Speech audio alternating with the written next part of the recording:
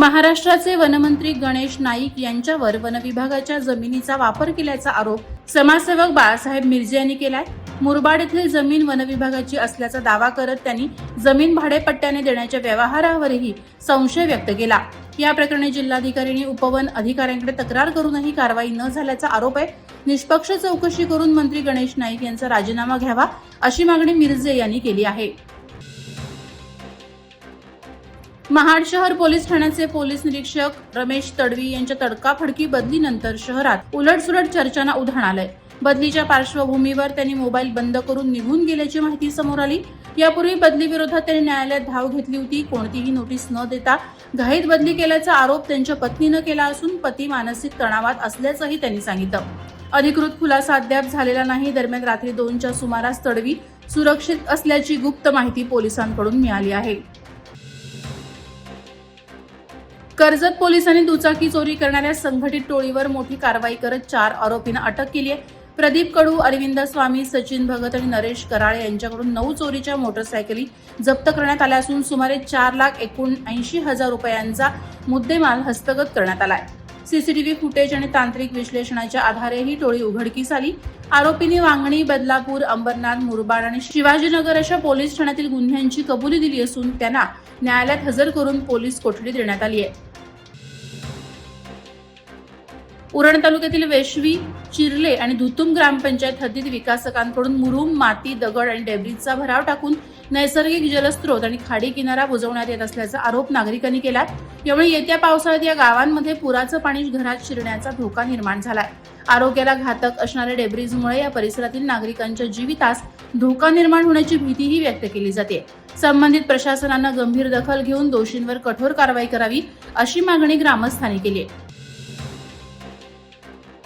पनवेल तालुक्यातील आजिवली गाव परिसरात पनवेल तालुका पोलिसांनी किराणा दुकान आणि गोदामावर छापा टाकून सुमारे 1.25 लाख रुपये किमतीचा बेकायदेशीर गुटख्याचा साठा जप्त केलाय। या प्रकरणी राम सौदागर सहदेव भगत वय 65 याला ताब्यात घेण्यात आलंय। गोपनीय माहितीच्या आधारे वरिष्ठ पोलीस निरीक्षक गजानन घाडगे यांच्या मार्गदर्शनाखाली पोलीस पथकाने ही कारवाई केली। छाप्यात विविध कंपन्यांचा केशरयुक्त पान मसाला हस्तगत करण्यात आला असून पुढील कायदेशीर कारवाई सुरू असल्याचं पोलिसांनी सांगितलं। एकेकाळी दहशतवादानं गाजलेल्या आणि काही काळाआधी पहलगाम येथे झालेल्या अतिरेकी हल्ल्याची आठवण ताजी असताना म्हसळातील काही तरुणांनी जम्मू काश्मीरच्या पटणी टॉप येथे राष्ट्रीय स्वयंसेवक संघाची शाखा आयोजित करून प्रार्थना केली। वैष्णोदेवी दर्शनासाठी गेल्या राजेश करडे, अक्षय करडे, अनिकेत तांबट, हर्षद पोद्दार, राहुल जाधव आणि मोहन इंगवले यांनी मातृभूमीच्या रक्षणाचं वचन दिलं। दहशतवादग्रस्त भागात शाखा लावण्याच्या या धाडसाचं सर्वत्र कौतुक होत असून स्थानिक नागरिकांनी त्यांच्या देशभक्तीचं अभिनंदन केलंय।